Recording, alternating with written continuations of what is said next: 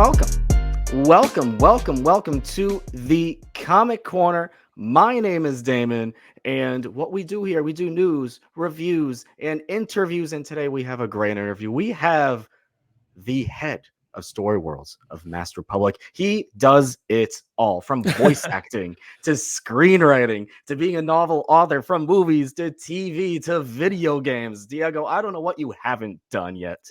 Diego Valenzuela. Actual wrestling, maybe that's the one thing I'm missing. Thank you so much, man, for having me here. It's so exciting to be here talking with you. I'm just really looking forward to it. We're gonna have fun. This is gonna be a great discussion. You are with Massive doing the Master Republic, the Luchaverse. We'll get to that in a bit, but I want to go all the way back to the beginning with you. Comics is what we do here. Do you have a comic book origin story, as I like to say? Yes, absolutely. Like there is a very clear point in which I fell in love with comic books.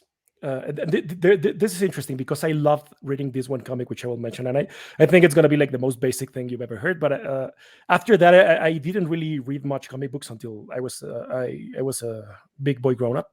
But the first comic book I ever read was Nightfall, Batman's Nightfall, with Bane. My brother got it. I don't really remember why or where he got it, but for some reason, like I think I still have that book somewhere around here, like the actual book, like from 30 years ago. And I was just so into it. I just loved it so much. And the worst thing about it is, like, my favorite character was Bane. Like I wasn't even rooting for Batman in that one.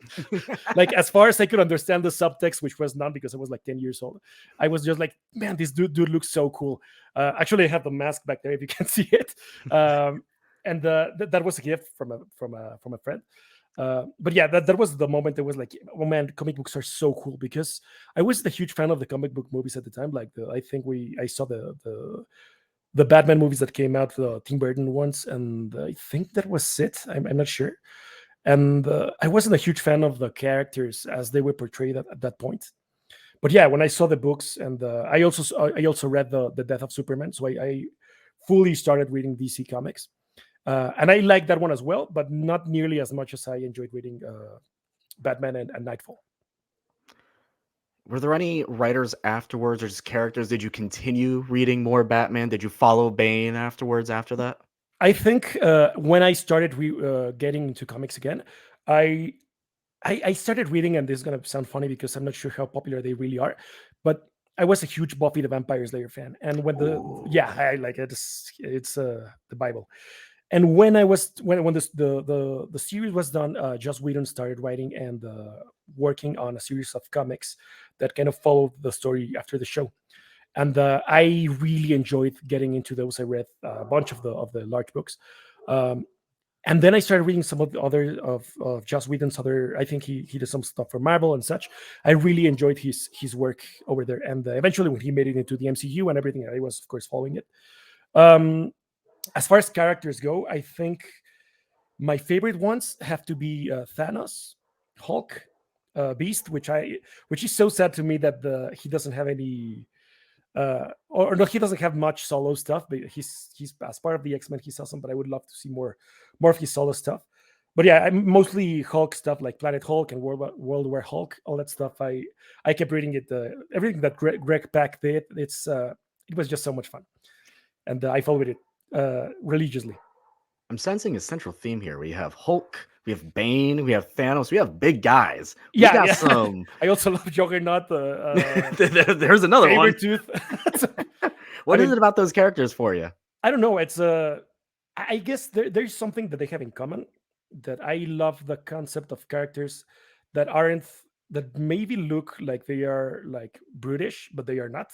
Which is probably why Thanos, like when I read Thanos Quest, it just blew my mind. It completely changed the idea I had of the character.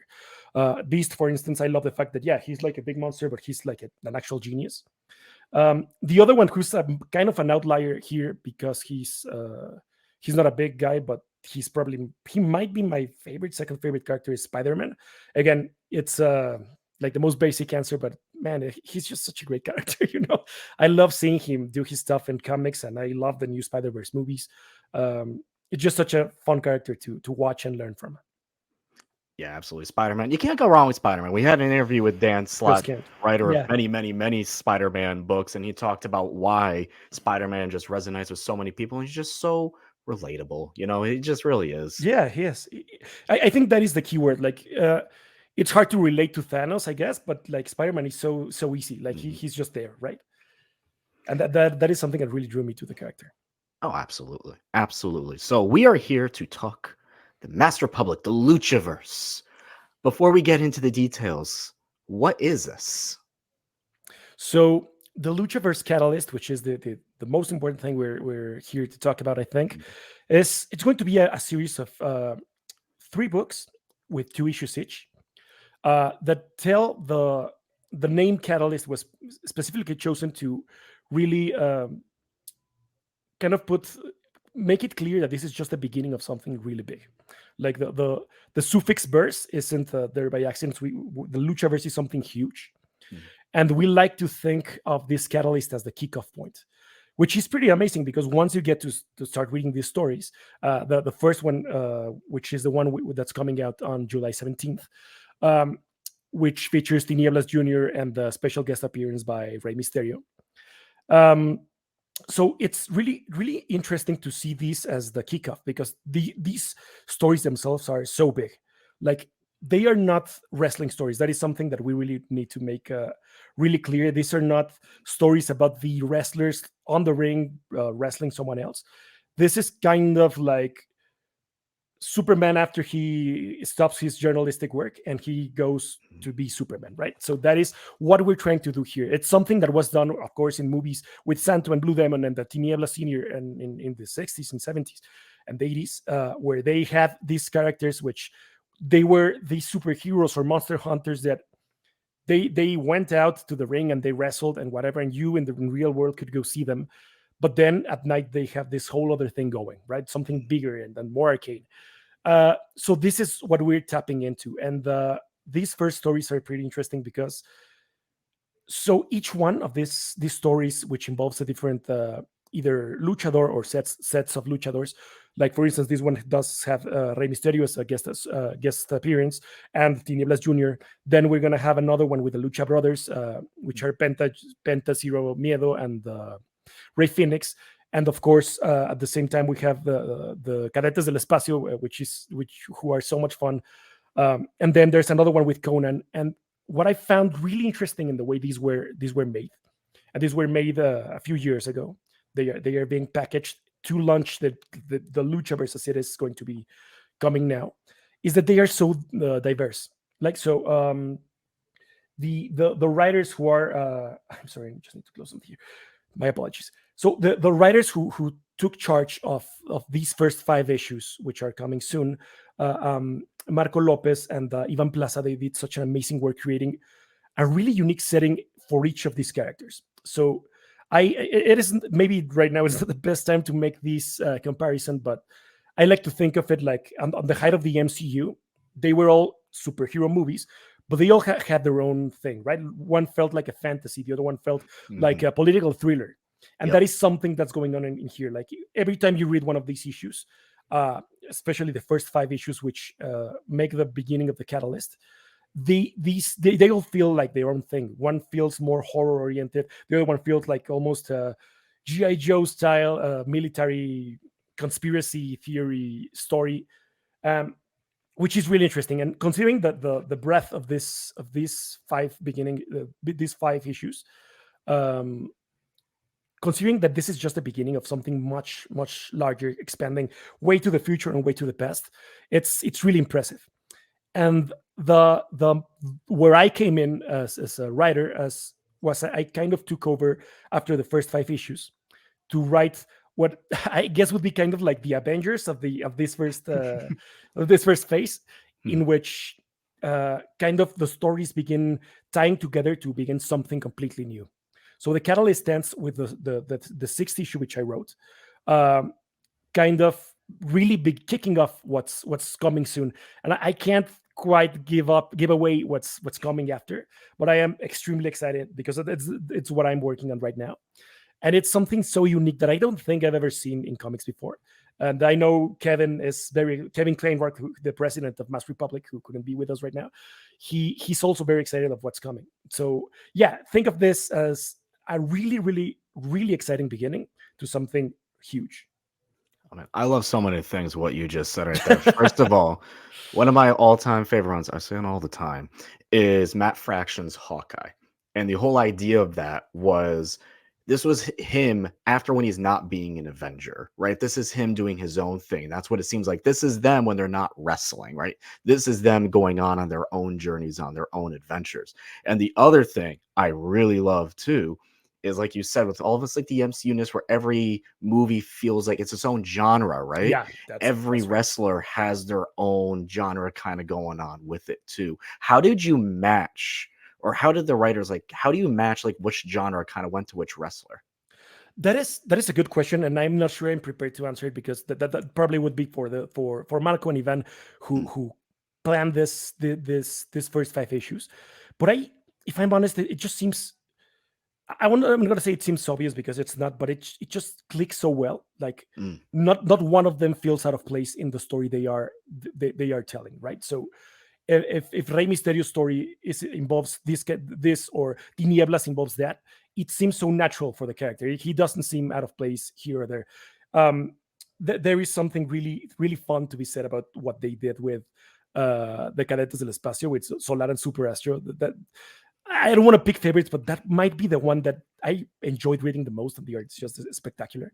Um, so that it just seems so natural. That's what I mean, and it was part of why like coming here for issue number 6 in the Catalyst number 3, which I'm not sure there is a release date yet. Like for one, we only have the Catalyst number 1, which, as I said before, it's July 17th. Um, like bringing these together coherently and kind of not losing the identity of each of these stories, and when they do crossover they feel like they are part of the same universe despite having their own stories being told before and after. That was one of the biggest challenges, but again it just seems so natural. mm. So you've mentioned Rey Mysterio before, and by the way, you also said horror. I love horror comics, so I am all in, especially on that one. You mentioned Rey Mysterio, big name, a name Big name. known globally, right? You've done work with Rey Mysterio before as the screenwriter and story editor for the animated Rey Mysterio series. Uh, did that play like any factor into having him get involved? Did that just like it just kind of fit there? Actually, it's these two things kept happened simultaneously and apart. That's Mm, kind of an interesting thing. Um, Most of my work in the show for Cartoon Network, and more specifically for Viva Calavera, the creative studio behind Rey Mysterio versus the Darkness, um, took place, I think, after these comics were done. Well, no, not done, but while they were being developed. mm, Um, so this was kind of a huge coincidence that I got to see this or continue this story. Again, Rey Mysterio isn't like the main character or anything in this catalyst, but he does play a significant role as a guest star in the beginning and in this launch. Um, but it was very fun because when I did write 5 episodes of this first season of Rey Mysterio versus the Darkness, and it was a lot of fun to read the books and seeing this another writer's take on a fictionalized version of Rey Mysterio. I guess it's a way to put it. And I was so happy with what Marco and Ivan did. It just fits so well. Again, it is decidedly different to what we were doing in Cartoon Network, again because of the medium, because of the target audience, but it's great to see that both versions of Rey Mysterio, which were written, they are both real. Yeah, like they both fit. It's something really interesting and speaks volumes of the versatility behind the Rey Mysterio as a wrestler, as a person, as a character. when you're creating all these series, like what's your favorite aspect of it? Because I know you love wrestling. We'll get into that in a little bit, but is it just kind of like blending all your interests together here? It just mashes into one perfect little thing. That's a good question because I've been really blessed with the things uh, I've been paid to write, I guess. Like the stuff I write on my own, like my own projects, like the books I've written or whatever. No one tells me what to write then, right? So it's so cool to me that when I was hired to work on Rey Mysterio or Villainous for Cartoon Network as well, or the other stuff I've written before, it just fits so well with what I like to do. Like it was so effortless to kind of jump into doing this because again, Rey Mysterio versus the Darkness involves all these cosmic storytelling and a lot of action and these awesome mass characters and transformations and awesome powers and an overarching story and all that stuff is something that I would naturally put on my own stories, and I did like years ago. So it's just such an easy fit, and it again it comes to what I said before of how natural everything felt, and what a natural fit it was. Um, I'm sure the moment Kevin decided to pick me to help him tell these stories, I'm sure something came up in when he saw what I had done before, not only Rey Mysterio, but also like my sci-fi mech books or my fantasy books or whatever, the stuff that I've naturally attracted to, toward which I gravitate, um, really fits with not only the concept of lucha libre and my obviously my upbringing in Mexico City, which involves seeing luchadors everywhere. Um, but the things I just liked writing, it just fits so well. Let's talk about that wrestling background real quick because I just came back from Monday Night Raw. I mean, I'm so jealous, man. I I go whenever I can. I don't go to a lot of shows, but I go whenever I can, and I can thank my college roommate for getting me into wrestling very late in life compared to a lot of other people. But how did you get into wrestling? That's a fun question because it's not very different to comic books. Now that I think about it, Mm, like wrestling, like what I would say American wrestling, like separating it from lucha libre. yes. I remember in sixth grade seeing an Undertaker match. I don't remember which one it was, and I would love to kind of go through them all to remember and pinpoint it up. But I remember thinking, God damn, that is why is this so cool? Like I saw him like coming in and Limp Bizkit's playing and everything, and I'm like, wow. I wasn't even a fan of Limp Bizkit or anything, like not back then at least, but I was like, this is so cool. And then when I kind of I didn't follow it because we didn't get like Raw or whatever or WWF at that point here in Mexico, or at least not in the TV I had. But here and there I could get some glimpses of what the Undertaker was doing, right? So then he was like this horror character, and I was like, God damn, he looks like the tall man from Phantasm, and I love that is so cool. Um, and I really enjoyed watching Undertaker in particular, right? Mm. At some point, I remember watching his match with Mankind or Kane or those really violent, really extreme 90s 2000 matches that I was like, this is way different to what I expected it to be, right? I always thought it was more similar to what I was familiar with, which is lucha libre, and Mhm. I was just like, man, this is so cool. The thing is that I really didn't have anyone to share it with at that point.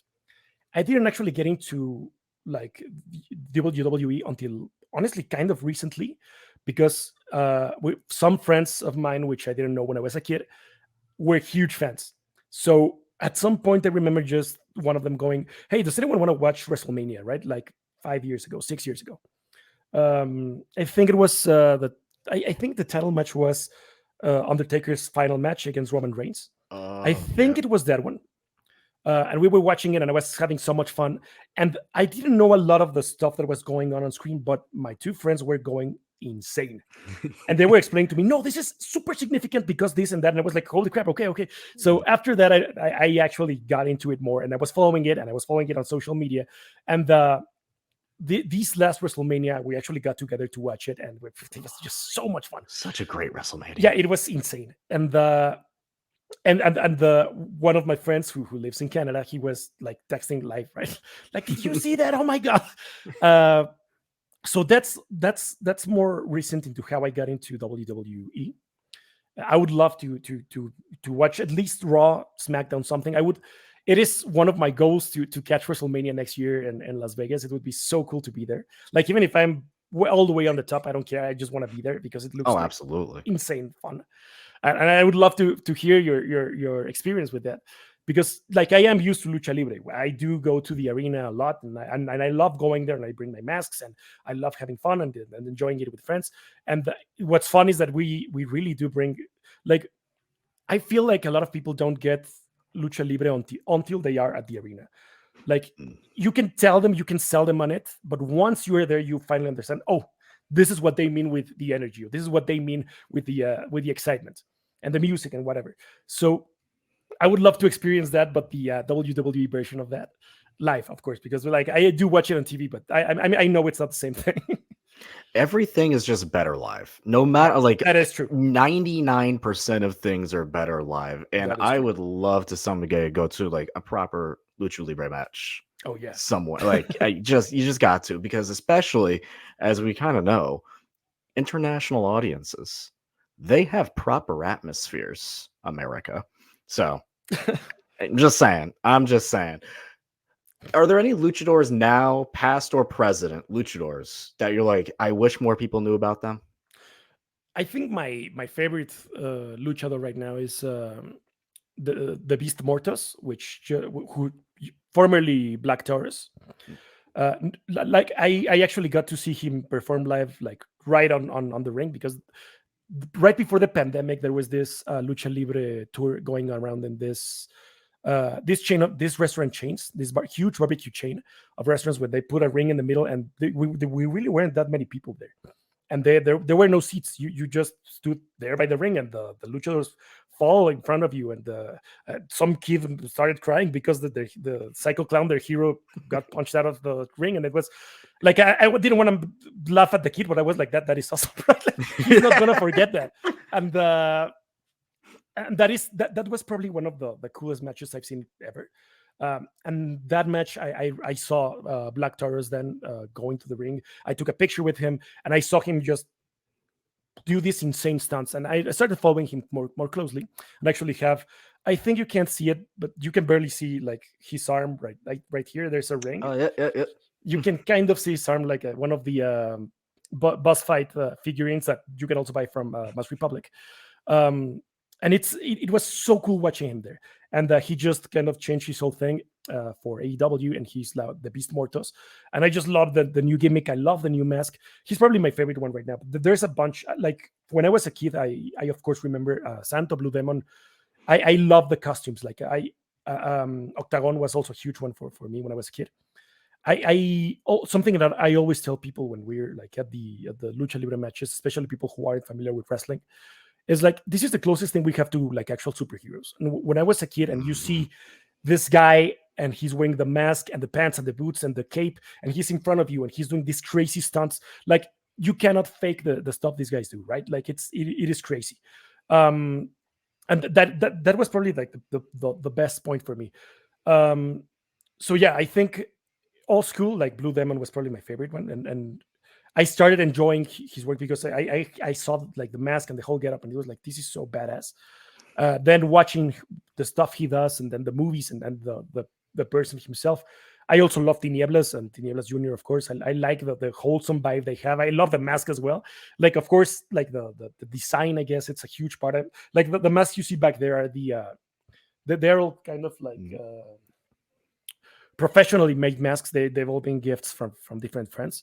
But I have, other than that, I have a huge collection, like 50, 60 masks that every time I go to Lucha Libre, I always like buying one at least. Um, because they're just such a cool part of the whole thing, right? Like, I am absolutely sure that Lucha Libre is amazing, but it would not be the same if the wrestlers didn't have this whole regalia of stuff that they wear, and the acting and the performances and everything is just so badass. I love what you said about wrestling and lucha libre being like the closest thing we have in real life to superheroes. How must that feel for them when like they see themselves in a comic book, like doing like actual superhero stuff? Yeah, that is something I would love to kind of talk to them directly, right? Like, check it out, right? Look at this paddle. You're straight up fighting some kind of panther person. I don't know. Like, that is. I would love to, like, I would love to be able to answer that question, because I have it myself. Like, I know if it happened to me, I would be like, that is super badass, and I love it, and I want it framed on my wall. So I'm guessing for them it must be really awesome as well. I can imagine. I like it has to be. Like, come on, like everyone just wants to be drawn into a comic book. Now imagine Yeah, you're like of you are course, the man. main character of the comic book and you're like you're doing the coolest things. Like, please. Yeah. How do you balance? I listed like just a quarter, not even like an eighth of all the things that you've done. I was looking at your website. Good grief, you are everywhere. You've done everything. Like I said, for like screenwriting, voice acting, movies, TV, video games, everywhere. How do you balance all of that?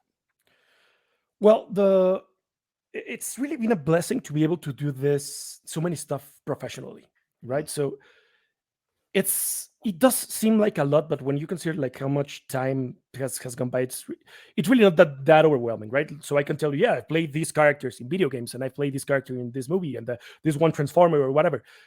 It's I guess it's all creative stuff, and I've kind of been really into creating since I was 12, 13 years old. I've been writing something nonstop, something like I might finish or abandon a story, but I will be picking something up again.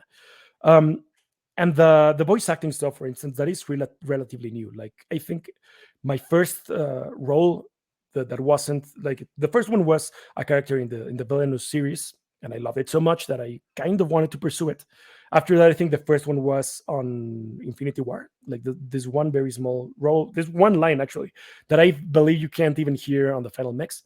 But I was there and I'm on the credits, right? And that was like take incredible to credit me. for that. It's No, I Infinity am, and War. it is crazy for me. And when I found out like what the usual path for voice actors is, considering that my first one was in probably the biggest movie of all time, it's insane. Like It's everybody told the crazy. stories like, "What the hell did you do?" Like, wow. And I've the stuff I've done since then. It's like it's been a blessing because I've really been a part of some of a lot of the stuff that I'm a huge fan of. Like before I got to be a part of it. Like Transformers is a good example, for instance, because I adore Transformers since I was a kid. Um, and the fact that I got to play two Transformers in different movies, one of them which I loved since I was a kid, which is Soundwave, which is why I have this this Transformer back there, and the Battle Trap from Rise of the Beasts recently. It just feels so amazing. But in the end, to answer your question about balance, I see it all as different types of creative. Like they are all creative work. So I don't really feel like I need to take off one mask to put on another to do one thing or another. And it's also funny because a lot of the stuff that I've done kind of overlaps. Like the first character I ever played was from a show I was writing, so that is really cool. The same thing goes for when Villainous came out the first season. I played one of the characters, one of the antagonists in one of the episodes, and I wrote that character. Like I helped bring that character to life on page. And I didn't know I was going to play him when I wrote the scripts, which is really cool because eventually, like the creator Alan came to me and said, "Hey, by the way, I was thinking that maybe you could play Bulldozer," and I was like, "Yeah, I'm down for that. That sounds awesome." So in the end, it just seems uh, like everything just goes together really well. Like it's not like I'm balancing being an accountant and a voice actor, right? Like it's these other things really mix well. Mm, I love that. The mask thing too. It just adds up. It's just like a luchador. You know, you put on a different mask. Like here we go. We're going at it again, right? Love Yeah. that. What advice do you give to any writers up and coming, just creative types trying to break into the space, or maybe they're just struggling? Like any advice you give to them? Like the best advice I could give is something I've told myself since I was 13 is always have a project of your own. Like don't wait until someone is hiring you and paying you to write something for them or to play something for them. Um, because like the industry, especially right now, is hard. Like it is really hard to get into it. Even if you're established, even for authors and writers who have been working for decades, they are having a hard time finding new work. So it's I know that sounds that sounds rough, and it is rough honestly for everyone. But if you do everything you can to one keep money coming in any way you can, like I've done for many years since I graduated. I made my living off marketing. I wasn't like I didn't get writing into comic books and cartoons like immediately after graduating. Right, it took years. I was doing marketing. I was doing whatever I could to pay the bills, and sometimes I still need to. Sometimes I still need to take freelance work because yeah, it is rough, but this isn't as rough as it sounds because no one no one is going to block you from writing your own comic or from writing your own book. Like the first four books I wrote, I just wrote them on my spare time and I published them myself. I didn't even pitch them to publishers because I just wanted them. I wanted to tell that story. I wanted people to get to them, and that was extremely. And I can tell you, even if you don't sell much, it is still extremely rewarding. So that is something that I really. It's hard to believe. Like it does sound like something like some hippie stuff, but I can really tell you that just getting your story out there, finishing it, and having someone, especially strangers, that is the best feeling ever. Some total stranger tell you, "Hey, I found your book, I read your trilogy, and I just loved it, and I made this drawing of the robot to for you." It's the most incredible thing. Um, so always trying to find the time to yes get some money to pay your bills and create something, even if it's for yourself or for your friends or whatever, that will always keep you writing more. And more importantly, it's going to make you a better writer and a more experienced writer. Like I know I got some jobs because I had those other books back there, and no one paid me to write those books. I wrote them myself. And I wrote them during class and I wrote them during sleepless nights. And I found the time eventually. And even if it takes 1 year, if it takes 6 years, you can get them. And if you publish them, you do your best to get them as good as they can possibly be. You have something to show people when they are looking for a comic book writer and they tell you what have you done before, and you show them a book, even if you wrote it yourself, even if it wasn't published by Penguin Random House or Macmillan or whatever, it is worth a lot. It really is. Like you can create your own resume with by creating yourself. Like, Mm. so that is probably the best advice I can give. And the other one, which is just this, I know it is such a cliche, but really don't give up because it is rough. And the writing and creating should be its own reward, and it is. It usually is. Um, Eventually, it can become like livelihood, and I feel extremely blessed to think that I got to that point. Um, but the fact is, I know if I hadn't, I would still be writing, and I still write. Like I'm working on two novels again, which no one is paying me to write them. I'm writing them because I want to. So that would probably be like the biggest things that I really consider are important. I don't care if you're a student, if you are 15 years old, if you're 69 years old, just create for yourself, and it usually yields results. Keep grinding, keep the Yeah, creative juices going, and yeah. As just long as keep it's practicing. creative, do grind. Like you are doing it for yourself. You are the owner of this work. You're not creating for anyone else. Diego, thank you so much. Absolutely love that. Where can people find you? Where can people get Luchaverse Catalysts? Floor is So yours. definitely check out Massive Publishing. You can pre-order. You can check out what's coming. You can follow what's coming for the Luchaverse Catalyst. Again, the number one is coming out on July 17th. I think that you can already pre-order. Yes. You can ask at your local comic shop. It should Mhm. also be already there to pre-order, and just follow us around. You can find us at Mass Republic Comics, and at the Luchaverse on pretty much every social media account, except TikTok. I think. I hope I don't get the. I hope I'm not wrong about this, but I think we are not on TikTok yet. As far as me, you can find me on Twitter, on Facebook, on Instagram as Diego Valenzuela. I usually go as the Damn Beast. That's the name you can find me, because I know there's another Diego Valenzuela writer who's an Argentinian author and historian. That's definitely not me.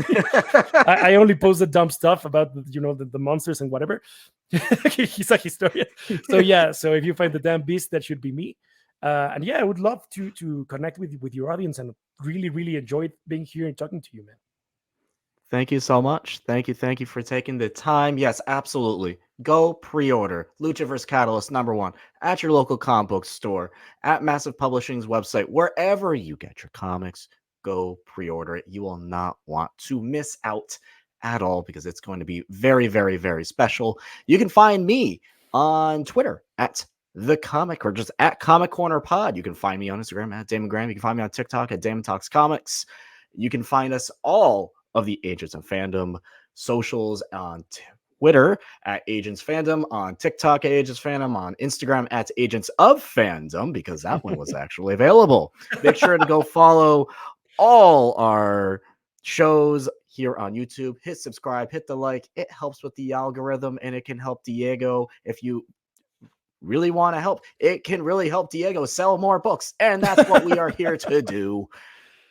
Thanks for taking the time, Diego. This was an absolute pleasure. I Entirely, my can't Damon. wait Thank you to so read much. Luchaverse Catalyst #1 and everything that I the can't wait to Luchaverse hear your has to thoughts as offer. well. It's gonna be great. I know it will be. The second you said you're gonna get it was like a GI Joe, a horror book. I am all in 110% on that. Go read some comics. Go visit your local comic store. And until next time, peace.